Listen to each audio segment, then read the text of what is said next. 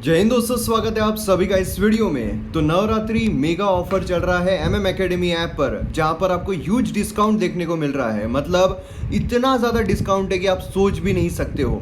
इसीलिए जल्द से जल्द एमएम एकेडमी ऐप डाउनलोड कीजिए और जो कोर्सेस है उसे एंजॉय कीजिए, क्योंकि मेरे द्वारा बहुत सारे कोर्सेस लाए जा रहे हैं। मॉडर्न हिस्ट्री का कोर्स कंप्लीटली अवेलेबल है, पॉलिटी का कोर्स खत्म होने की कगार पर है, एंशिएंट हिस्ट्री का कोर्स भी खत्म होने पर आ गया है, ज्योग्राफी का कोर्स चल रहा है। उसी के साथ साथ बहुत सारे कोर्सेस आने वाले हैं, जैसे कि एनवायरमेंट का कोर्स आने वाला है, इकोनॉमी का कोर्स भी जल्दी ही आने वाला है। तो आपको भरमार मिलने वाली है कोर्सेस की, मतलब GS 1, 2, 3, 4 जो भी आप बोलो सभी आपको मिलने वाला है। इसीलिए जल्द से जल्द एमएम एकेडमी जो है उसे डाउनलोड कीजिए और इतने ह्यूज डिस्काउंट पर, मतलब मैं आपको बोल रहा हूँ कि इतना आपको कहीं देखने को नहीं मिलेगा। मेरी गारंटी है इतना आपको कहीं देखने को नहीं मिलेगा।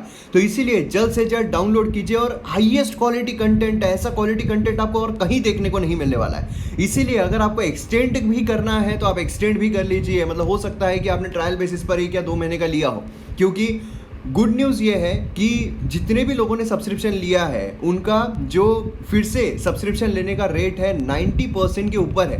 मतलब जिन्होंने भी सब्सक्रिप्शन लिया है 90% ज़्यादा एस्पिरेंट्स ऐसे हैं जिन्होंने फिर से सब्सक्रिप्शन जो है वो रिन्यू किया है। तो इससे आप समझ सकते हो कितना हाईएस्ट क्वालिटी कंटेंट आपको देखने को मिलने वाला है। तो इसीलिए जल्द से जल्द डाउनलोड कीजिए एमएम एकेडमी ऐप और वीडियोज़ को एंजॉय कीजिए। ये देखिए दोस्तों, क्या ज़बरदस्त कोट यहाँ पर बोली गई है, come back is always greater than a setback. Setback सभी को लगता है, दुख सभी को होता है, लेकिन उससे आप कैसे उभर रहे हो, उससे कैसे कमबैक कर रहे हो, वो महत्वपूर्ण होता है। और इसीलिए हमेशा ध्यान में रखिए कि अगर आपका फर्स्ट अटेम्प्ट में नहीं हुआ है, सेकंड अटेम्प्ट में नहीं हुआ है, ये सेटबैक ज़रूर है, लेकिन सेटबैक को आपका फ्यूचर जो है वो मत बनने दीजिए। आपका फ्यूचर आपके हाथ में है, आपको फ्यूचर कैसा बनाना है वो आपके हाथ में है, और उसके लिए कमबैक करना ज़रूरी है। तो जितना आपको सेटबैक लगा है उतना ही खतरनाक आपका कमबैक जो है वो रहना चाहिए, तब मज़ा आएगा और तब आप खुद में कॉन्फिडेंस जो है वो फील करोगे। तो आज हम यहाँ पर 20 अक्टूबर का जो एनालिसिस है वो देखने वाले हैं। आप मुझे फेसबुक, इंस्टाग्राम पर फॉलो कर सकते हो। उसी के साथ साथ आप टेलीग्राम पर भी फॉलो कर सकते हो। टेलीग्राम पर फॉलो करने का फ़ायदा ये है कि आपको बहुत सारे वीडियो अपडेट जो है वो भी मिल जाते हैं। उसी के साथ साथ एमएम एकेडमी ऐप से रिलेटेड जो भी अपडेट्स आते हैं वो भी आपको वहाँ पर मिल जाते हैं, और जो PDF है वो भी मिल जाते हैं। जैसे कि आप देख सकते हो न्यूज़पेपर की जो PDF है वो मिल जाती है। कौन बनेगा IAS सीरीज़, कौन बनेगा IAS सीरीज़ में MCQ फॉर्म में होता है। करंट अफेयर जो भी होते हैं दिन भर के, वो MCQ फॉर्म में होते हैं, और उसमें सिर्फ न्यूज़पेपर नहीं तो PIB, उसी के साथ साथ जो AIR है सभी वहाँ पर आ जाता है। मतलब कौन बनेगा IAS सीरीज़ और न्यूज़पेपर एनालिसिस जो है ये दोनों करंट अफेयर के लिए सफिशिएंट है। वीडियो आपको सिर्फ एमएम एकेडमी ऐप पर देखने को मिलता है, मगर जो PDF है वो आपको टेलीग्राम पर मिल जाती है, तो वो आप देख सकते हो। और जो हमारी इस PPT की, मतलब जो वीडियो है इसकी जो PDF है वो भी आपको टेलीग्राम पर मिल जाती है। तो काफ़ी हेल्दी इन्फॉर्मेशन, काफ़ी हेल्दी चीज़ आपको टेलीग्राम पर मिलती है, तो वहाँ पर आप फॉलो ज़रूर कीजिए। तो यहाँ पर मैप बेस्ड एक्सरसाइज आपके लिए है। तो यहाँ पर ये जो कंट्री है, ये कंट्री कौन सी है आपको बताना है। तो आपको करना क्या है, वीडियो को पॉज करना है, इसके रिगार्डिंग इन्फॉर्मेशन लिखना है और फिर वीडियो को रिज्यूम करना है। तो आइए यहाँ पर एक्सप्लेन सेक्शन देखते हैं। तो एक्सप्लेन सेक्शन जब हम देखते हैं तो इसमें हमें आसाम मिजोरम में जो कॉन्फ्लिक्ट चल रहा है उसके बारे में बात की जा रही है। उसी के साथ साथ यहाँ पर फर्टिलाइज़र सब्सिडी काम कैसे करती है उसके बारे में यहाँ पर बात की जा रही है। और यहाँ पर अगर हम देखते हैं तो इमरान खान गवर्नमेंट जो है, पाकिस्तान आर्मी जो, उसके बारे में बात हो रही है। तो यहाँ पर ये वाली जो हमें आर्टिकल है और ये वाला जो आर्टिकल है, दोनों आर्टिकल हम अच्छी तरीके से डिस्कस करेंगे। ये वाला आर्टिकल हम डिस्कस नहीं करने वाले हैं। उसी के साथ साथ एडिटोरियल पेज और आइडियाज़ पेज अगर हम देखते हैं तो इसमें ये वाला जो आर्टिकल है, बांग्लादेश ने जो इतनी ऊंची छलांग लगाई है, तो इसके पीछे क्या कारण है, इसके क्या इम्प्लीकेशंस है, इसके बारे में यहाँ पर बात की जा रही है। तो देखेंगे इसे। उसी के साथ ये वाला जो आर्टिकल है, ये वाला आर्टिकल भी काफ़ी इंपॉर्टेंट है। मतलब यहाँ पर जो सेटबैक लगा था, अब जो यहाँ पर कमबैक हो रहा है, उसी के बारे में यहाँ पर इस आर्टिकल में बात की जा रही है। तो इसे भी हम अच्छी तरीके से डिस्कस करने की कोशिश करेंगे। बाकी ये वाला जो आर्टिकल है TRP के बारे में बात कर रहा है। TRP के बारे में हमने देखा हुआ है, ज़्यादा उसमें दिमाग जो है वो खर्च करना इसमें कोई अच्छी चीज़ नहीं है, क्योंकि हम इतना वक्त उस पर डालेंगे और क्वेश्चन एक भी नहीं आएगा तो मतलब नहीं है। उसी के साथ साथ अगर हम ये वाला आर्टिकल देखते हैं तो ये वाला आर्टिकल भी चाइना के साथ हमारे जो रिलेशन है उसके बारे में बात कर रहा है। तो देखिए एमएम एकेडमी ऐप पर इंटरनेशनल रिलेशन जो है वो भी कोर्स आएगा। उसमें हम चाइना के साथ जो रिलेशन है, क्योंकि काफ़ी डायनेमिक है तो इसलिए मज़ा आएगा। चाइना के साथ जो भी हमारा रिलेशन है या बाकी कंट्रीज़ के साथ जो भी हमारा रिलेशन है वो काफ़ी अच्छे तरीके से हम वहाँ पर पढ़ेंगे। ठीक है, तो आइए एक एक करके हम आर्टिकल को डिस्कस करते हैं। अब फर्स्ट यहाँ पर आर्टिकल आ रहा है, फर्टिलाइजर सब्सिडी जो है वो काम कैसे करती है। तो देखिए मेंस के लिए क्वेश्चन भी आपका बन जाता है। क्या बनता है, सेंटर जो है यहाँ पर काम कर रही है कि वो जो फर्टिलाइजर बैग है उसके नंबर पर रिस्ट्रिक्शन जो है वो लेकर आ रही है कि इंडिविजुअल फार्मर कितना बाय कर सकता है ना। कल हम न्यूज़ में हमने देखा है। तो what are the implications including for its fertiliser subsidy bill. तो इसके इम्प्लीकेशंस क्या क्या हो सकते हैं, ठीक है, इसके बारे में आपको यहाँ पर बताना है। तो देखिए क्या होता है कि एकदम ऐसा नहीं है कि आपको आंसर राइटिंग जो है आपने शुरुआत कर दी और उसके बाद एकदम आपको जम जाएगा, ऐसा नहीं होता है। क्या है कि आपके पहले बेसिक्स जो है ना वो क्लियर रहने चाहिए। जब आपके बेसिक्स क्लियर रहेंगे, बेसिक कॉन्सेप्ट्स क्लियर रहेंगे सभी सब्जेक्ट्स के, क्योंकि देखिए जो भी एक क्वेश्चन होता है भले ही हम इसको GS3 में रख रहे हैं, लेकिन इसमें आप GS2 का पार्ट भी डाल सकते हो, GS1 का पार्ट भी डाल सकते हो। मतलब ये मैं एग्जाम्पल दे रहा हूँ, ये वाले इसमें नहीं, लेकिन बहुत सारे ऐसे होते हैं कि आपको अलग अलग सिनेरियो डालना पड़ता है। जैसे कि फॉर एग्जांपल अगर आपको डिजास्टर मैनेजमेंट का कोई क्वेश्चन आता है तो उसमें आपको GS1 का ज्योग्राफी है वो इंक्लूड करना ही पड़ेगा, है ना। तो इस तरीके से आपके जब तक बेसिक्स जो है वो क्लियर ना हो तब तक आपका आंसर राइटिंग इतना अच्छा नहीं हो सकता है। मगर आपको एक अंदाज़ा रहना चाहिए कैसे आपको फ्रेम करने हैं, मतलब उसके लिए आपको सेंटेंस कैसे बिल्डअप करने हैं इसके बारे में पता रहना ज़रूरी होता है। और इसीलिए तो हम यहाँ पर न्यूज़पेपर देखते हैं जिससे कि आपको सेंटेंसेस कैसे बिल्डअप करने हैं, फॉर्म करने हैं, वो आपको पता चल जाए। क्लियर है। तो अब यहाँ पर हम फर्टिलाइजर सब्सिडी काम कैसे करते हैं इसके बारे में देखेंगे और उसी के साथ साथ आपके लिए एक केस स्टडी भी है। फर्ज कीजिए कि आप एक मतलब पर्टिकुलर एरिया में आप एक IAS ऑफिसर हो, ठीक है, सुनकर खुशी हो रही है ना। तो जी हाँ, आप एक IAS ऑफिसर हो और आपके डिस्ट्रिक्ट में आपको ऐसा पता चल रहा है कि जो जहाँ पर ऐसे सब्सिडाइज्ड फर्टिलाइज़र दिया जाता है तो उसका गैर फ़ायदा उठाया जा रहा है। मतलब फार्मर जो है उनको देना चाहिए, उनका बेनिफिट होना चाहिए, लेकिन फार्मर के नाम पर जो मिडिलमैन होते हैं, जो बिजनेसमैन होते हैं, वो यहाँ पर लेकर दूसरी जगह नॉन फार्म सेक्टर में उसका यूटिलाइजेशन कर रहे हैं और हेवी दाम में बेच रहे हैं, ठीक है।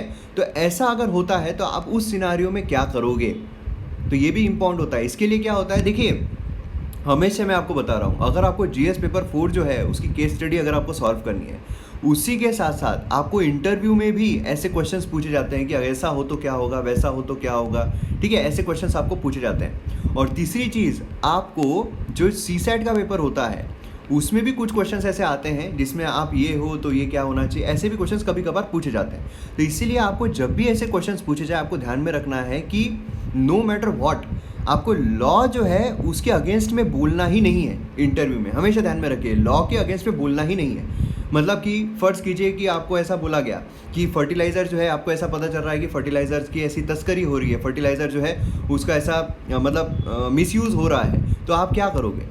मतलब और ये भी जो लोग कर रहे हैं, जो बिजनेसमैन कर रहे हैं, वो अंबानी है आप समझ लो, ठीक है। मतलब जिसके अगेंस्ट में आप मुंह नहीं खोल सकते हो, अगर मुंह खोल दिया तो आपको कहाँ गायब कर दिया जाएगा, पता भी नहीं चलेगा, या फिर आपको सस्पेंड कर देंगे या फिर आपको टर्मिनेट कर देंगे। तो ऐसे सिनारियो में आप क्या करोगे।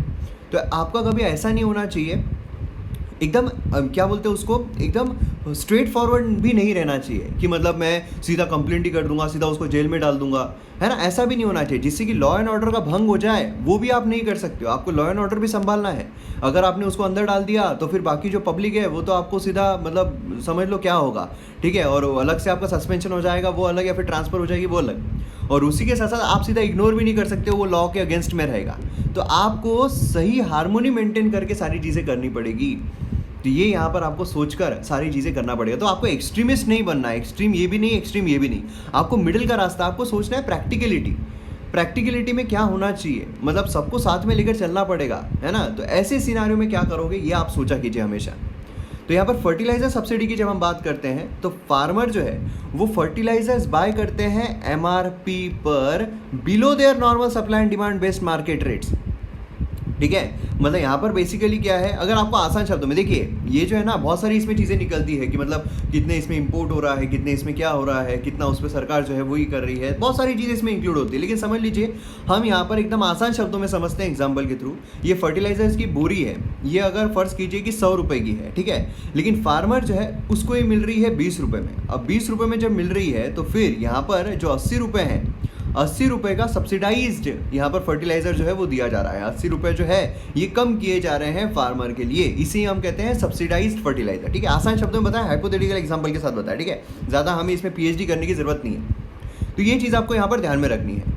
अब फर्टिलाइजर सब्सिडी की जब हम बात करते हैं तो फिर जो MRP है ऑफ नॉन यूरिया फर्टिलाइजर, यहाँ पर देखिए आ रहा है नॉन यूरिया फर्टिलाइजर की हम बात कर रहे हैं, ठीक है, ये डी कंट्रोल्ड किए गए हैं, फिक्स किए गए हैं बाय द कंपनीज। मतलब यहाँ पर सरकार जो है उसको कंट्रोल नहीं करती है, कंट्रोल कौन करता है, तो कंपनीज जो है वो कंट्रोल करते हैं। सेंटर हाउएवर यहाँ पर मतलब देखिए पर टन सब्सिडी जो है, फ्लैट पर टन सब्सिडीज जो है इन न्यूट्रिएंट्स पर, ये यहाँ पर इंश्योर करती है कि भैया रीजनेबल लेवल पर रहना चाहिए। ऐसा नहीं कि आसमान छू रहे हैं, मतलब 1000 रुपये हो रहे हैं, इस तरीके का नहीं होना चाहिए। पर टन सब्सिडी करंटली अगर हम देखते हैं तो इतनी हमें देखने को मिलती है फॉर डाई अमोनिया फॉस्फेट, इतना हमें देखने को मिलता है फॉर म्यूरेट ऑफ पोटैश, इतना हमें देखने को मिलता है फॉर पॉपुलर इतना कॉम्प्लेक्स फर्टिलाइजर। ठीक है, तो ये क्या होता है, ये आपको आंकड़े जो है याद रखने की ज़रूरत नहीं है, लेकिन हमें देखने को मिल रहा है कि रीजनेबल जो है वो रहना चाहिए, यहाँ पर ज़्यादा ऊपर ज़्यादा नीचे फ्लक्चुएशन जो है वो नहीं होनी चाहिए। अब सब्सिडी जो है वो पे कैसे की जाती है, मतलब अब सरकार जो है वो पे करती है ना, सब्सिडी पे कैसे की जाती है। एलपीजी सब्सिडी अगर आपने देखी होगी तो एलपीजी सब्सिडी कैसे पे करते हैं, आप सिलेंडर जो है फ़र्ज़ कीजिए कि सिलेंडर है 900 रुपये का, ठीक है, सिलेंडर जो है 900 रुपये का है और सब्सिडाइज्ड प्राइस पर आपको सिलेंडर जो है वो पड़ रहा है अगर 450 रुपीज़ का। अब तो खैर पुरानी बात हो गई है, लेकिन समझ लीजिए कि 450 रुपीज़ का आपको पड़ रहा है सब्सिडाइज रेट पर। तो आपको 450 रुपीज़ पे करना है क्या, जी नहीं, आपको कितना पे करना है, आपको पे करना है पूरे 900 रुपये। फिर उसके बाद आपके अकाउंट में जो बचे हुए पैसे हैं वो आ जाएंगे, मतलब एक्चुअल में आपको इफेक्टिवली 450 रुपीज़ का ही पड़ेगा, लेकिन स्टार्टिंग में आपको 900 रुपये जो है वो पे करना पड़ेगा सिलेंडर वाले को, है ना। ये एक चीज़ हो गई। दूसरा क्या होता है कि फर्टिलाइजर सब्सिडी में बेसिकली क्या होता है कि आपका अगर समझ लीजिए कि 100 रुपये की बोरी है, ठीक है, अब यहाँ पर क्या हो रहा है कि अगर आपको सब्सिडाइज इस पर 20 रुपये में पड़ रही है, ठीक है, तो मतलब अगर हम ये पर्सपेक्टिव से जाते हैं तो क्या होगा, 100 रुपये आपको खर्च करना पड़ेगा फार्मर को, फिर उसके बाद उसके अकाउंट में 80 रुपये आ जाएंगे, मतलब 20 रुपये का उसको इफेक्टिवली पड़ेगा। लेकिन यहाँ पर ऐसा नहीं, यहाँ पर कैसा है कि आप वो अंगूठा लगा लो और सीधा 20 रुपये जो है उसमें ही आपको पड़ेगा, ठीक है। मतलब यहाँ पर कैसा है कि ये है दुकान वाला बेचने वाला, अब इसके पास ये फार्मर जो है ये जा रहा है, ये बोल रहा है भाई साहब मेरे को दो, ये बोल रहा है हाँ ले लो, तो यहाँ पर कैसा है कि ये एक्चुअल में जो फार्मर है वो उसको 20 रुपये जो है वही देगा, ठीक है, और फिर इसको जो है इसको यहाँ पर सब्सिडाइज इस पर पैसा जो है वो मिल जाएगा। क्लियर है, तो ये चीज़ हमें यहाँ पर देखने को मिलती है, क्योंकि डायरेक्ट बेनिफिट ट्रांसफर जो है वो लाया गया, जिससे कि सीधा अकाउंट टू अकाउंट ट्रांसफर जो है वो हो जाता है ना। तो ये चीज़ आपको ध्यान में रखनी है। डाइवर्जन, अब डाइवर्जन जैसा मैंने आपको कहा था कि सब्सिडाइज्ड इस पर है, तो यूरिया जो है वो हमेशा डाइवर्जन के इस पर होता है, नॉन एग्रीकल्चरल यूज़ में। अब यहाँ पर क्या होता है कि जब भी सस्ते दामों में बेचा जा रहा है कोई भी चीज़, तो फिर डाइवर्जन जो है उसका होना ही है ना, डाइवर्जन जो है वो लिया ही जाता है। तो डाइवर्जन की वजह से क्या होता है, मतलब हर अलग अलग जगहों पे होता है, मतलब जो एनिमल फीड है ना, या फिर जो वेंडर्स के द्वारा अडल्ट्रेंट्स बाय मिल्क होता है, बाय मिल्क वेंडर्स, तो बहुत सारी चीज़ें यहाँ पर हमें देखने को मिलती है। उसी के साथ साथ ये स्मगल भी किया जाता है नेपाल और बांग्लादेश में, तो लीकेज जो है काफ़ी ज़्यादा होता है, ठीक है। अब ये जो लीकेज है क्यों होता है, क्योंकि कैप जो है वो नहीं लगाया गया है। मतलब यहाँ पर कैसा है कि ये जो फार्मर है ये बोलेगा कितनी बोरी चाहिए, तो हाँ मैक्सिमम कैप जो है एक बार में 100 रुपये का जो कैप है वो लगाया गया कि एक बार में आप 100 बोरी जो है वही ले सकते हो, ठीक है। लेकिन ये एक बार में इससे 100 बोरी ले ली, फिर और शाम को आया, शाम को और इससे 100 बोरी ले ली, ठीक है, और रात को आया और 100 बोरी ले ली, मतलब यहाँ पर एक दिन में उसकी 300 बोरियाँ हो गई। तो ये प्रॉब्लम जो है, ये भी प्रॉब्लम देखने को मिल रहा है। अब 100 बोरी का इसको काम है क्या, नहीं, 100 बोरी का काम रहेगा, ये 200 बोरियाँ जो है वो दूसरी जगह ये कर देगा, तो ये भी चीज़ हमें देखने को मिलती है, ठीक है। सिचुएशन कैसी है, एट प्रेजेंट सेंटर जो है वो नो डिनायल पॉलिसी जो है वो फॉलो कर रहा है, मतलब कोई भी anybody can purchase any quantity of fertiliser POS machine के थ्रू। अब ऑब्वियस है कि यहाँ पर आपको 100 बैग जो है उसकी लिमिट लगाई गई है एक इंडिविजुअल की एट ए टाइम, एक टाइम पर, लेकिन ऐसा नहीं है कि कितने भी बार बाय कर सकते हो, ऐसा है, ठीक है, कितनी भी बार आप बाय कर सकते हो। क्लियर है, तो ये हमें देखने को मिलता है। तो यही केस स्टडी जो मैं आपको बता रहा था कि ऐसा अगर हो रहा है और आपको ऐसा पता चल रहा है कि भैया फार्मर इस्तेमाल नहीं कर रहा है, नॉन फार्म सेक्टर में जा रहा है और उसका गैर फायदा हो रहा है, तो आप क्या करोगे। अब यहाँ पर वे फॉरवर्ड क्या हो सकता है, देखिए टाइम जो है वो आ चुका है कि यहाँ पर सीरियसली हमें जो फार्मर है उनको फ्लैट पर एकड़ कैश सब्सिडी जो है वो देना पड़ेगा। मतलब यहाँ पर बेसिकली बात क्या की जा रही है, यूनिवर्सल बेसिक इनकम की। मतलब यहाँ पर क्या हो रहा है कि आप वहाँ पर सब्सिडी दे रहे हो, ठीक है, वहाँ पर आप 20 रुपये में दे रहे हो, तो फार्मर को नहीं मिल रहा है, कहीं और ही जा रहा है। इससे बेटर है कि आप सीधा फार्मर के अकाउंट में जो पैसे हैं वो जमा कर दो। फार्मर के अकाउंट में अगर आप पैसे जमा करोगे तो फिर क्या होगा, फिर यहाँ पर तो एकदम आसानी से फार्मर जो है वो 100 रुपये में ही खरीदेगा। फार्मर को यहाँ पर 20 रुपये में खरीदने की ज़रूरत नहीं, फार्मर 100 रुपये में ही खरीदेगा। तो यहाँ पर जब 100 रुपये में जब बेचा जा रहा है तो फिर मतलब ही क्या है ना। तो फार्मर को यहाँ पर कैश सब्सिडी जो है वो दे देना ज़रूरी है, जिससे कि वो कोई भी फर्टिलाइज़र जो है वो खरीद सके। अभी ये भी हमने देखा था एक आर्टिकल में, अगर आपको याद होगा, कि पर्टिकुलर जो फर्टिलाइजर्स है जिस पर सब्सिडी मिल रही है वही सिर्फ परचेज किए जा रहे हैं ज़्यादा प्रमाण पर, लेकिन दूसरे जो चीज़ें हैं वो भी इस्तेमाल की जा सकती है। तो फार्मर ये भी खरीद सकता है अगर उसे कैश दिया जाए, है ना। तो ये एक इंपॉर्टेंट चीज़ होती है, मतलब यूनिवर्सल बेसिक इनकम जो है वो यहाँ पर लाया जाना चाहिए, जिसमें कि सभी प्रॉब्लम्स यहाँ पर सॉल्व हो सकते हैं। ऐसा यहाँ पर हमें देखने को मिल रहा है, जिससे कि माइक्रो मैक्रो जो भी न्यूट्रिएंट चाहिए रहेंगे वो सब यहाँ पर दे सकते हैं। क्लियर है। तो ये वे फॉरवर्ड आपके मेंस पर्सपेक्टिव से काफ़ी ज़्यादा काम आ सकता है। आइए नेक्स्ट चीज़ पर आते हैं, आसाम मिजोरम।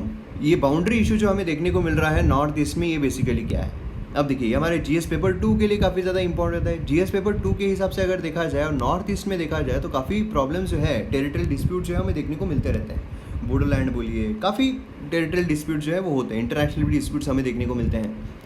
अब यहाँ पर अगर आप देखोगे तो ओवर द लास्ट 1 वीक जो रेसिडेंट्स हैं आसाम मिजोरम के, उनके बीच में क्लैश हो रहा है टेरिटरी पर।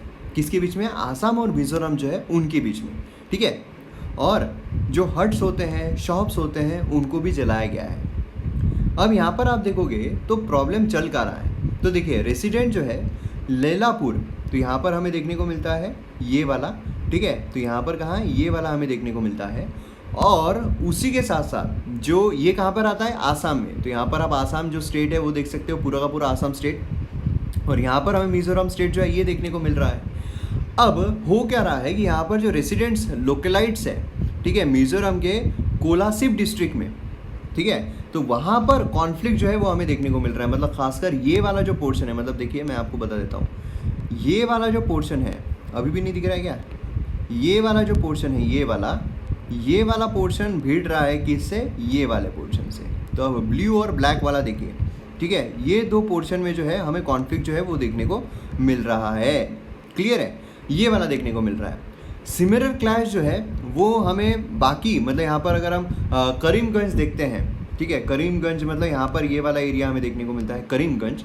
और उसी के साथ साथ जो मिजोरम का ममित है, ठीक है, ममित मतलब ये वाला एरिया हमें देखने को मिल रहा है। देखिए बाउंड्री कनेक्टेड है ना, तो ये जो है इसमें भी हमें यहाँ पर कॉन्फ्लिक्ट जो है वो देखने को मिल रहा था। तो इस तरीके से हमें कॉन्फ्लिक्ट जो है, टेरिटरियल डिस्प्यूट जो है वो देखने को मिलते रहते हैं। अक्टूबर 9 फार्म हट जो है ये यहाँ पर क्या किया गया, जो मतलब प्लांटेशन है बिलोंग टू 2 मिजोरम रेसिडेंट्स, उसे फायर जो है वो लगा दी गई, ठीक है। और फिर उसके बाद क्या हुआ? उसके बाद स्टोन्स जो है, पत्थरबाजी जो है वो हमें यहाँ पर देखने को मिली। पुलिस पर्सनल जो है उन पर भी पत्थरबाजी जो है वो की गई। तो इस तरीके से हमें यहाँ पर ये देखने को मिलता है। यहाँ पर भी केस स्टडी निकलती है। कैसे? तो सोचिए ना कि इस तरीके के कॉन्फ्लिक्ट जो है वो हो रहे हैं, और उसी बीच कहीं और राज्य में इलेक्शंस जो है वो भी हो रहे हैं। अब इलेक्शंस हो रहे हैं तो गवर्नमेंट जो है उनको ये चाहिए रहता है कि भैया पूरे कंट्री में शांति जो है वो रहे, इस तरीके की कोई हालत जो है वो ना बने इलेक्शन के टाइम पे खासकर। तो फिर अब ऐसे सिनारियो में आप एडमिनिस्ट्रेटर हो, आपको पूरा संभालना है, तो आपको तो बोल दिया गवर्नमेंट ने कि मुझे पूरा का पूरा एक दिन में पूरा शांति चाहिए। तो कैसे करोगे? यहाँ पर दोनों पार्टीज़ को आपको संभाल के चलना है, दोनों पार्टीज़ अपने देश की ही है, दोनों पार्टीज़ को साथ में ये करके चलना है। तो कैसे करोगे? है ना, मुश्किल होता है ना। तो यही होता है मेन चीज़। मतलब यहाँ पर मैं हमेशा जैसा बोलता हूँ, एग्ज़ाम क्लियर करना इट्स नॉट इम्पॉर्टेंट, एग्ज़ाम के बाद जो आपकी लाइफ रहेगी वो इंपॉर्टेंट रहेगी। क्योंकि एग्ज़ाम जब आप क्लियर कर रहे हो आपके लिए कर रहे हो, लेकिन जब एग्ज़ाम क्लियर करने के बाद आप काम करोगे तो देश के लिए काम करोगे। तो इसीलिए आप सोचिए कितना ज़्यादा आप पर एक रिस्पॉन्सिबिलिटी रहने वाली है ना। अभी अगर आप क्लियर नहीं कर पा रहे हो तो सिर्फ आपकी फैमिली इम्पैक्ट होगी या सिर्फ आप इम्पैक्ट होंगे, लेकिन अगर आप क्लियर कर लेते हो उसके बाद ये सारी चीज़ें जो एडमिनिस्ट्रेशन है वो आप करने में फेल हो जाते हो, तो देश दांव पे लगा हुआ है। तो इसलिए हमेशा ध्यान में रखिए कि सिर्फ गोल आप ये मत रखिए एग्ज़ाम क्लियर करनी है, गोल आपका रखिए कि आपको इस तरीके की सिचुएशंस, मतलब इतनी, और ये मैं ऐसा नहीं बोल रहा हूँ, ये इसमें काफ़ी मज़ा आता है, काफ़ी मज़ा आता है। मतलब जितने भी मेरे स्टूडेंट्स बोलिए, दोस्त बोलिए, जितने भी आए दोस्त हैं, वो सभी एक्साइटेड रहते हैं काफ़ी ज़्यादा। अभी कोविड के टाइम पे तो बहुत सारे लोगों को काफ़ी एक्सपीरियंस आया है, तो काफ़ी लोग एक्साइटेड रहते हैं कि ये चैलेंज आ रहा है, वो चैलेंज आ रहा है। हमेशा सोचते रहना पड़ता है कि अच्छा अब इसको कैसे टैकल करना है, यहाँ पर इसके लिए अब ये जो प्रॉब्लम आ रहा है यहाँ पर, तो दोनों के जो लीडर्स होंगे दोनों के साथ बात करनी पड़ती है है ना। भले ही आप एक एक डिस्ट्रिक्ट से बिलोंग कर रहे हो, एक एक स्टेट वाले हो, लेकिन फिर भी आपको यहाँ पर कोलैबोरेशन के साथ दोनों के ही लीडर्स के साथ बात करके जो यहाँ पर चीज़ें हैं उसको शांत करना पड़ता है। तो काफ़ी चैलेंजिंग चीज़ें होती है और काफ़ी मज़ा आता है, काफ़ी एक्साइटिंग होता है। जितना आप पढ़ाई के लिए एक्साइटेड हो उतना ही उससे भी ज़्यादा आप एक्साइटेड रहोगे जब आपके सामने वो चीज़ जो है वो आ जाएगी। तो उसके लिए आप लड़िए, उसके लिए आप यहाँ पर पूरा जो भी आपके पास है वो लगा दीजिए, मज़ा आ जाएगा। ठीक है, तो ये केस स्टडी हमें और देखने को मिलती है, कैसे आप यहाँ पर करोगे, कैसे इस सिचुएशन को हैंडल करोगे, है ना। देखिए कितने नई नई चीज़ें सोचना पड़ता है। जितना इनोवेटिव आप बनोगे, यहाँ पर मौका मिलता है आपको, इनोवेटिव बनो, ज़बरदस्त इनोवेटिव बनो। अब बाउंड्री डिस्प्यूट जो है दो स्टेट्स के बीच में, ये हमें जब से मिजोरम जो उसका फॉर्मेशन हुआ था एक सेपरेट स्टेट 1980s में, तब से ही देखने को मिलता है। ठीक है, अग्रीमेंट जो है आसाम और मिजोरम गवर्नमेंट के बीच में, वो हमें कुछ इसमें देखने को मिला था, जहाँ पर स्टेटस को जो है वो मेंटेन किया जाएगा नो मैंस लैंड पर, वो ऐसा बोला गया था।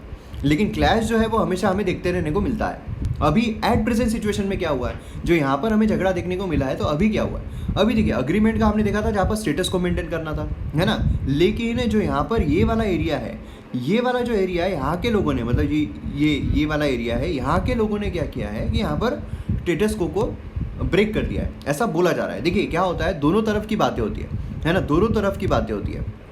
अब फर्ज कीजिए कि अगर कोई दो कंट्रीज़ है, ठीक है, समझ लीजिए यूएसए है और अफगानिस्तान है। यूएसए और अफगानिस्तान में झगड़े हो जाते हैं, लड़ाई हो जाती है, दोनों अपना अपना पक्ष रखेंगे ना कि यहाँ पर इसने गलती की, इसने गलती की, चाइना जैसा हमेशा करता है ना। तो पक्ष रखा ही जाता है, हमेशा रखा जाता है। आपकी भी अगर किसी के साथ झगड़े हो रहे हैं, आप भी अपना पक्ष रखोगे, सामने वाला भी पक्ष रखेगा। आप एक IAS ऑफिसर हो, आप ये चीज़ को हैंडल कर रहे हो, लेकिन उसके बावजूद अगर दंगे हो रहे हैं, आप भी अपना पक्ष रखोगे कि हमने ऐसे से किया, वैसे वैसे किया, आप भी रखोगे, सब रखते हैं। तो उसी तरीके से यहाँ पर भी दो पक्ष हमें देखने को मिल रहे हैं। एक बोल रहे हैं कि इन्होंने किया, दूसरी तरफ बोल रहे हैं कि जो मिजोरम है उस साइड से हमें प्रॉब्लम जो है वो देखने को मिली। ठीक है, तो ये चीज़ें हमें देखने को मिल रही है। लास्ट टाइम बाउंड्री जो है उसने वायलेंस हमें देखने को मिला था फरवरी 2018 में। ओके, और उसी के साथ साथ Assam police forest department official जो है वो आसाम टेरिटरी जो है वो मतलब उसमें प्रॉब्लम्स हो रही है, या फिर उस पर जो वायलेंस है वो किया जा रहा है, ऐसा हमें देखने को मिल रहा है। और उसी के साथ साथ यहाँ पर जो दूसरी पार्टी है वो बोल रही है कि भैया वहाँ के जो ग्रुप है वहाँ के मतलब यहाँ पे दंगे करने की कोशिश कर रहे हैं। अब देखिए ब्रिटिश रूल के टाइम पर अगर हम देखते हैं तो आसाम जो है उसे यहाँ पर प्रेजेंट है नागालैंड, अरुणाचल प्रदेश, मेघालय, है ना, ये सब यहाँ पर इंक्लूड किए गए थे। मणिपुर हमें अलग देखने को मिल रहा था। यहाँ पर आप देख सकते हो आसाम जो है कितना बड़ा हमें यहाँ पर देखने को मिल रहा है ना। लेकिन आज अगर हम आसाम देखते हैं तो बाउंड्री जो है वो अलग हो गई है। मतलब पहले हमें इस तरीके का देखने को मिल रहा था पूरा का पूरा आसाम, अब यहाँ पर हमें इस तरीके से इतना देखने को मिल रहा है। फिर यहाँ पर अरुणाचल प्रदेश बोलिए, नागालैंड बोलिए, मणिपुर बोलिए, मिजोरम बोलिए, है ना, इस तरीके से यहाँ पर त्रिपुरा, मेघालय तो है ही। तो इस तरीके से हमें एट प्रेजेंट का जो आसाम है वो देखने को मिलता है। नागालैंड जो है वो 500 किलोमीटर बाउंड्री जो है आसाम के साथ शेयर करती है। यहाँ पर नागालैंड आप देख सकते हो, तो 500 किलोमीटर बाउंड्री जो है वो शेयर करती है।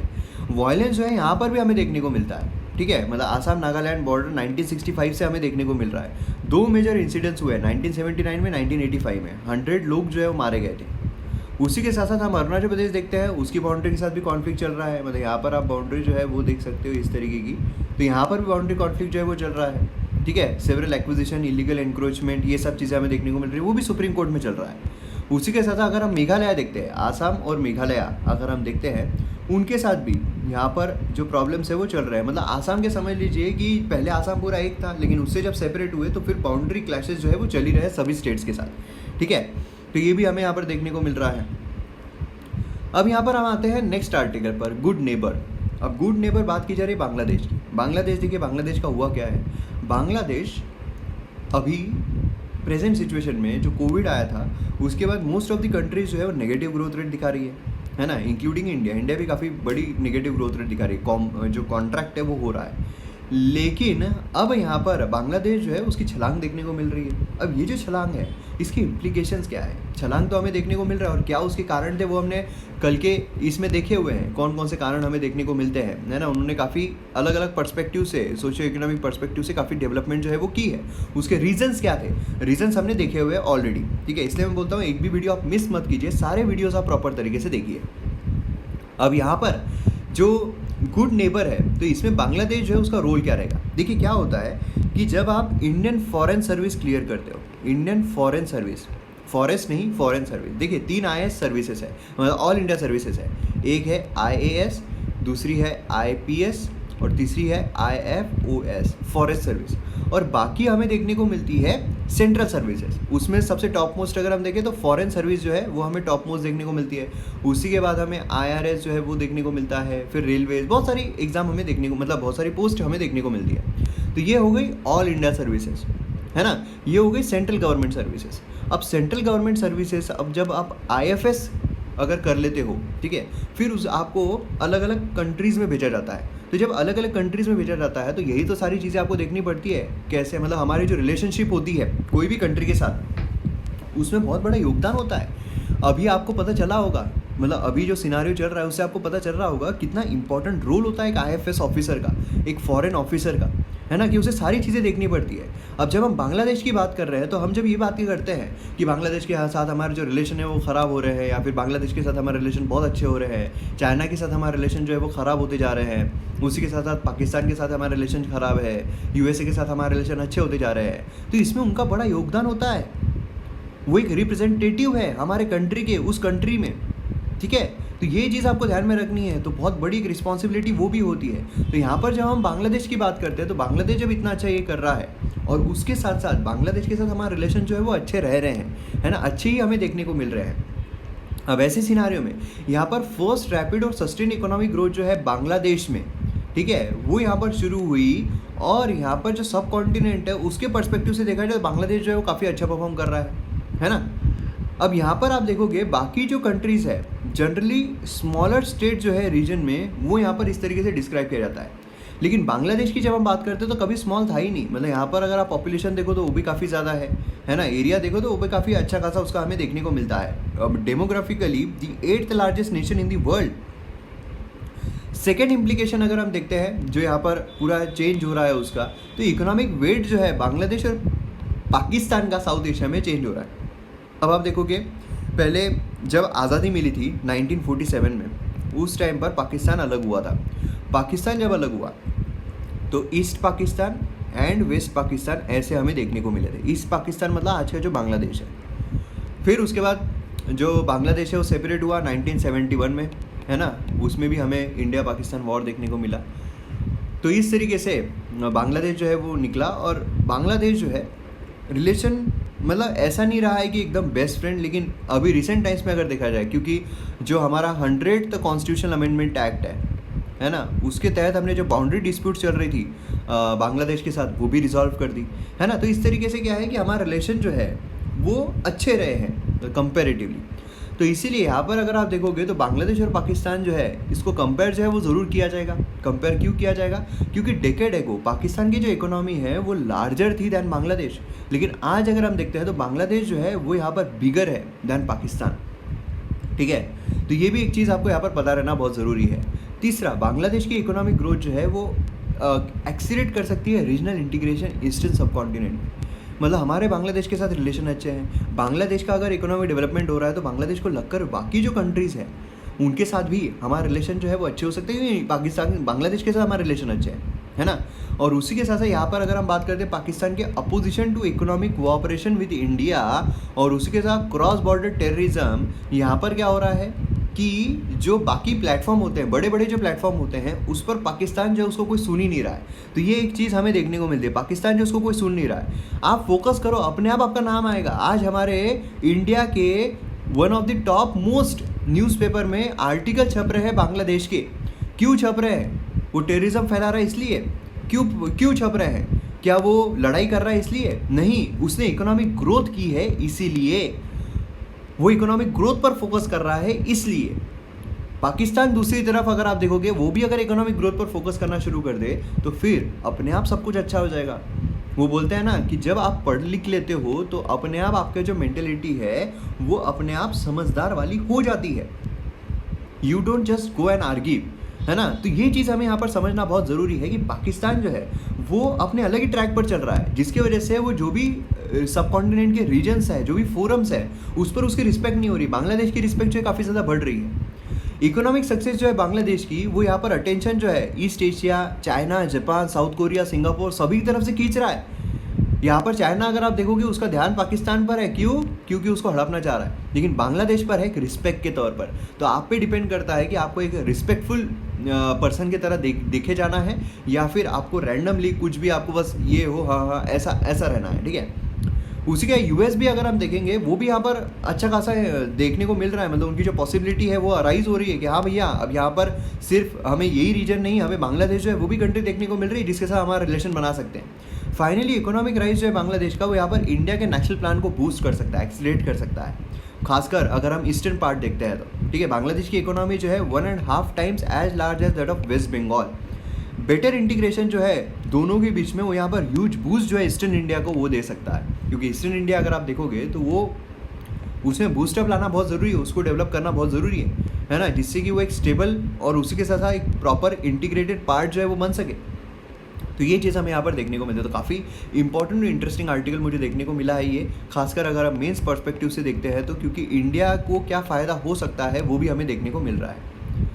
नेक्स्ट यहाँ पर है अर्बन सेफ्टी नेट। देखिए पेंडेमिक आया, पेंडेमिक अभी चल रहा है, लेकिन जो लॉकडाउन आया था उसके वजह से काफ़ी हमें शॉक जो है वो देखने को मिला। सडनली पूरी इकोनॉमी रुक गई, पूरी इकोनॉमी जो है वो रुक गई, लेकिन मगर उसके बावजूद अब यहाँ पर जब इकोनॉमिक सिनारियो जब खुल रहा है ना, तो उसके बाद हमें क्या देखने को मिल रहा है? उसके बाद हमें देखने को मिल रहा है कि अब धीरे धीरे होले होले जो अपॉर्चुनिटीज़ है वो इंक्रीज़ हो रही है। अब यहाँ पर अलग अलग जो सेक्टर्स है उसमें भी इम्प्रूवमेंट देखने को मिल रही है। जैसे फर्स्ट अगर हम देखते हैं, एम्प्लॉयमेंट डेटा जो है वो यहाँ पर साइन ऑफ रिकवरी जो है वो दिखा रहा है।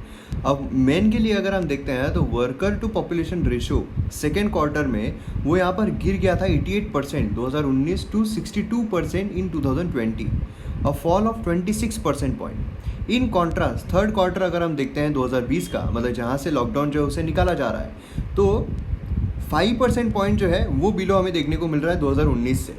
विमेन की अगर हम बात करते हैं 16% पॉइंट जो है वो डिक्लाइन हुआ है, मतलब अब यहाँ पर थोड़ी बहुत रिकवरी हमें देखने को मिल रही है।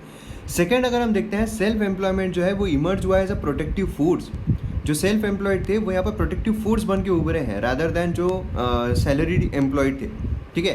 इंडिविजुअल जो फार्मिंग में इंगेज थे, स्मॉल हाउस होल्ड बिजनेस में इंक्लूडेड थे, ठीक है, तो वो यहाँ पर better than those engaged in salaried employment, जो सैलरीड थे उनके कंपैरिजन में। सेल्फ एम्प्लॉयमेंट जो है सेकेंड क्वार्टर 2020 में वो 12% डाउन हुआ था फॉर मेन एंड 9% हुआ था विमेन के लिए, लेकिन थर्ड क्वार्टर में रिटर्न आ गया फिर से बोथ मेन एंड विमेन के लिए। माइक्रो बिजनेसेस जो है उसने कंसिडरेबल डिस्ट्रेस जो है वो एक्सपीरियंस ज़रूर किया, लेकिन अब जो लॉकडाउन ख़त्म हुआ है तो उसमें अच्छी खासी बढ़ोतरी जो है वो देखने को मिल रही है। तो ये डेटा जो है काफ़ी इंपॉर्टेंट है, ओके। और उसी के साथ हमें इमीडिएट और लिंगरिंग इम्पैक्ट जो है लॉकडाउन का वो यहाँ पर काफ़ी अनइवन देखने को मिल रहा है। लार्जर एम्प्लॉयमेंट डिक्लाइन हुई है अर्बन एरियाज़ में, क्योंकि रूरल एरिया अगर आप देखोगे तो वहाँ पर ज़्यादातर एम्प्लॉयमेंट जो है वो फार्मिंग इस पर ही है, और फार्मिंग जो है वो तो चल ही रहा था, है ना। ईयर ऑन ईयर यहाँ पर अगर आप देखोगे रूरल मेन के लिए deficit 15% point in second quarter, ठीक है। अब देखिए यहाँ पर बात ये भी आती है कि अगेन इनफॉर्मल सेक्टर जो है उसका हमारे पास डेटा अवेलेबल नहीं है। अब जब डेटा अवेलेबल नहीं है तो फिर हम वहाँ पर कितना इम्पैक्ट हुआ है वो नहीं बोल सकते हैं। ये उसी तरीके की बात हो गई कि जो डीमोनेटाइजेशन किया गया था, तो डीमोनेटाइजेशन की वजह से जो इनफॉर्मल सेक्टर है वो हैम्पर हुआ था, फॉर्मल इकोनॉमी जो उसको इतना फ़र्क नहीं पड़ा था। तो यहाँ पर इनफॉर्मल सेक्टर इतना हैम्पर हुआ था तो उसका डेटा ही अवेलेबल नहीं था। लेकिन उसी तरह अभी भी जो लॉकडाउन लगाया गया है उसमें जो इनफॉर्मल इकोनॉमी है वो काफ़ी ज़्यादा इम्पैक्ट हुई है, दुकान बोलिए जो भी चीज़ें बोलिए काफ़ी ज़्यादा इम्पैक्ट हुई है। तो अब उनको कितना नुकसान हुआ है वो यहाँ पर कैलकुलेट करना काफ़ी मुश्किल हो जाता है, क्लियर है। तो ये हमें मतलब अभी एट प्रेजेंट अगर देखा जाए तो एक साइन ऑफ रिकवरी जो है वो यहाँ पर हमें देखने को मिल रही है, और ये चीज़ इंपॉर्टेंट है क्योंकि जल्द से जल्द रिकवरी हो जाए। और जैसा यहाँ पर प्रिडिक्ट किया जा रहा है गवर्नमेंट के द्वारा कि वी शेप रिकवरी जो है कुछ कुछ सेक्टर में, तो वी शेप रिकवरी ही हमें देखने को मिले, यही यहाँ पर काफ़ी इंपॉर्टेंट हो जाएगा। फोर्थ, इंडिविजुअल जो है बॉटम ऑफ इनकम पिरामिड ये अफेक्ट हुए हैं जॉब लॉसेस से, ओके। और उसी के साथ साथ यहाँ पर इंडिविजुअल जो top of the income pyramid है, मतलब कैसा है कि यहाँ पर bottom of the income pyramid, एक पिरामिड होता है, ठीक है, एक पिरामिड है, तो जो बॉटम पर है वो ज़्यादा यहाँ पर हैम्पर हुए हैं रैदर दैन जो टॉप पर है, ओके। और ये हमें मोस्टली जो अर्बन एरियाज़ है वहाँ पर देखने को मिल रहा है, क्योंकि ये बराबर है ना कि नीचे अगर आप देखोगे नीचे लोग ज़्यादा होते हैं, यहाँ पर अगर टोटल 10 लोग हैं तो ये बोलेंगे भैया 10 लोग हैं ना, तो यहाँ पर 5 ही लोगों से हम काम करवा लेंगे। लेकिन ऊपर जो है, ऊपर जैसे जैसे आप सीढ़ियाँ चढ़ोगे, यहाँ पर 2 ही लोग हैं और 2 लोग पूरे इम्पाउंड होते हैं, है ना। तो इस तरीके से यहाँ पर क्या होता है, स्कोप यहीं पर होता है लोगों को निकालने का। तो ये हमें यहाँ पर जो मोस्टली प्रॉबिलिटी है वो देखने को मिली है। अगेन वही मैं बोलूँगा कि जिस तरीके से सेक्टर चल रहा है, तो जो इनफॉर्मल सेक्टर है उसके बारे में हमारे पास डेटा पूरी तरीके से अवेलेबल नहीं है, लेकिन साइन ऑफ रिकवरी है, ये एक सेटिस्फैक्ट्री बात है। बात करते हैं न्यूज़पेपर की, तो फ्रंट पेज अगर हम देखते हैं तो हमें वही सारी न्यूज़ जो है वो देखने को मिल रही है। जैसे कि यहाँ पर आप देख सकते हो कि ईडी जो है क्विज़िस फारूक, ठीक है। तो अब यहाँ पर एनफोर्समेंट डायरेक्टरेट जो है, ये अब न्यूज़ हमारे लिए इंपॉर्टेंट नहीं होती है। जैसा मैं हमेशा कहता हूँ कि यहाँ पर जो बॉडीज़ होती है वो इंपॉर्टेंट होती है। एनफोर्समेंट डायरेक्टरेट हमने कई बार देखा हुआ है, तो ये आपके लिए होमवर्क है कि एनफोर्समेंट डायरेक्टरेट के बारे में आप कमेंट सेक्शन में ज़रूर लिखिए आज, ओके। और उसी के साथ साथ यहाँ पर अगर हम देखते हैं तो बाकी कुछ इतनी खास न्यूज़ देखने को नहीं मिल रही है। और फिर नेक्स्ट पेज पर जाते हैं तो सिटी जो है वही हमें देखने को मिल रहा है। और उसी के साथ साथ यहाँ पर नेक्स्ट भी सिटी हमें पेज, मतलब दिल्ली की जो न्यूज़ है वो देखने को मिल रही है। हम दिल्ली का एडिशन यहाँ पर देखते हैं, आपको पता है ना। इसलिए कभी कभार क्या होता है, कोई आर्टिकल, कोई एडिटोरियल जो है आपका अगर मुंबई वाला सेक्शन हो तो उसमें हो या ना हो, या फिर अगर आपका कोई और सेक्शन हो तो उसमें हो या ना हो, लेकिन हम दिल्ली वाला एडिशन यहाँ पर कवर करते हैं। और आते सभी आर्टिकल सभी इसमें हैं। कभी कभार दिन का फ़र्क पड़ता है कि आज नहीं आए कल आ गए, क्लियर है। तो यहाँ पर ये हमें देखने को मिल रहा है। उसी के साथ यहाँ पर जैसा हमने देखा है, अभी हमने कवर किया है, आसाम मिजोरम बॉर्डर जो है उसमें यहाँ पर प्रॉब्लम्स हो रही है ना। तो ये हमें अभी देखा है। उसी के साथ टीआरपी केस जो है वो देखने को मिल रही है। बाकी यहाँ पर अगर हम देखते हैं तो वही दिल्ली केसेस, मतलब जो कोविड केसेस है वो यहाँ पर बढ़ते जा रहे हैं। टीआरपी केस जो है काफ़ी ज़्यादा बढ़ रहा है। टीआरपी केस इशू जो है, यहाँ पर अर्नब को समन किया गया है, तो ये भी एक चीज़ हो रही है। लेकिन ये एक मसाला है यार, मतलब चाय वाय पीते टाइम आप बात कर रहे हो वो ठीक है। एग्ज़ाम पर्सपेक्टिव से आप ज़्यादा वक्त जो है उस पर मत दीजिए, ठीक है। रफाल पर जिन्होंने बहुत ज़्यादा वक्त दिया होगा उनको समझ में आ रहा होगा कि भैया वक्त कहाँ पर देना ज़रूरी है, ओके। और उसी के साथ साथ यहाँ पर हम एडिटोरियल आइडियाज़ पेज देख लिए हैं, और फिर उसके बाद हम एक्सप्लेन सेक्शन जो है वो भी देख लिए हैं। वर्ड अगर हम देखते हैं तो उसमें हमें देखने को मिलता है कंफर्म केसेस जो है 40 मिलियन, एक्चुअल नंबर जो है वो मच मोर है, ऐसा बोला जा रहा है। और उसी के साथ यहाँ पर ये एक इम्पॉर्टेंट हो जाता है जीएस पेपर 2, मतलब जीएस पेपर 2 बोल रहा हूँ, जो group B, group C, group D exams है उसके लिए। यूएस इंडियन टीम यहाँ पर $25,000 जो है यहाँ पर जीती है पोटेंशियल कोविड ट्रीटमेंट के लिए। 14 year old Indian American girl जो है उसने इतना पैसा जो है वो जीती है। Challenge for a discovery that could provide a potential treatment for कोविड-19, ठीक है। नाम जो है आपको पता रहना चाहिए, अनिका चेब्रोलू, ओके। ये आपको पता रहना चाहिए क्योंकि नाम इम्पॉर्टेंट है, बाकी उसने क्या किया है ये इम्पॉर्टेंट है। क्योंकि क्या है, जहाँ इंडिया आ जाता है वहाँ पर क्वेश्चन जो है वो पूछ लिए जाते हैं, क्योंकि जो एग्ज़ाम है वो थोड़ी भावुक हो जाती है। तो ये आपको पता रहना चाहिए। बाकी जो है कुछ इम्पॉर्टेंट न्यूज़ नहीं है। इकोनॉमी अगर हम देखते हैं तो यहाँ पर बोला जा रहा है कि have not close the option of another stimulus, मतलब यहाँ पर जो स्टिमुलस दिया जा रहा है, स्टिमुलस क्या होता है, फिजिकल डेफिसिट होता है ना। मतलब मैंने आपको कई बार बताया है कि आप जो सरकार है उसके पास पैसा आता है, सरकार खर्च करती है। सरकार के पास जितना पैसा आ रहा है उससे ज़्यादा खर्च करती है, तो बीच का जो गैप है उधार लेना पड़ता है। तो ये जो उधार है ये होता है फिजिकल डेफिसिट। अब फिजिकल स्टिमुलस क्या होता है कि सरकार के पास कम पैसा तो आ रहा है लेकिन सरकार खर्च बहुत ज़्यादा कर रही है, क्योंकि अभी सिनारियो ऐसा है कि सरकार को खर्च करना ज़रूरी है, सरकार खर्च बहुत ज़्यादा कर रही है। तो ये हो गया स्टिमुलस, ठीक है। तो स्टिमुलस जो है वो अभी तक देते आ रहे हैं कि यहाँ पर लोगों को घर बैठे पैसे मिल रहे हैं, तो और भी यहाँ पर स्टिमुलस जो है वो लाया जा सकता है। हमने अभी तक दरवाजे बंद नहीं किए हैं, ऐसा यहाँ पर सरकार के द्वारा बोला जा रहा है। तो शेयर मार्केट ऊपर जा सकता है। उसी के साथ साथ यहाँ पर अनएम्प्लॉयमेंट रेट जो है अर्बन एरियाज़ में ये है 8.4% जुलाई से सितंबर के बीच में। तो यहाँ पर आप देख सकते हो अनएम्प्लॉयमेंट रेट जो है अर्बन एरियाज़ में ये यहाँ पर 8.4% जो है वो हो गया है जुलाई से सितंबर, ठीक है। और उसी के साथ साथ यहाँ पर अप्रैल टू जून अगर हम देखते हैं तो मतलब 8.9% था, और उसी के साथ सितंबर 2018 9.7% था। तो ये भी एक चीज़ हमें यहाँ पर देखने को मिल रही है। तो ठीक है, अब लोगों को जॉब जो है वो मिल रही है और अनएम्प्लॉयमेंट रेट जो है कम होती हुई देखने को मिल रही है और होती रहनी चाहिए, ठीक है। ये भी एक चीज़ काफ़ी इम्पोर्टेंट हो जाती है। तो ये हमारे इकोनॉमी सेक्शन का पार्ट जो है उसमें हमें देखने को मिलता है। और उसी के साथ साथ अब यहाँ पर स्पोर्ट्स देखते हैं तो वो बिल्कुल भी हमारे लिए इम्पोर्टेंट नहीं है। तो यहाँ पर हमारा वीडियो जो है वो ख़त्म होता है। MM एकेडमी ऐप का जो ऑफ़र है वो लिमिटेड पीरियड के लिए है, तो जल्द से जल्द लीजिए जो ऑफ़र है वो ख़त्म होने से पहले, जिससे कि आप मैक्सिमम जो कोर्सेस है उसका लाभ उठा पाओ। 1 या 2 साल का इतना कम है यार, मतलब क्या ही बोलूँ। चलो देख लो। ओके, चलो मिलते हैं हम अगले वीडियो में। जय हिंद।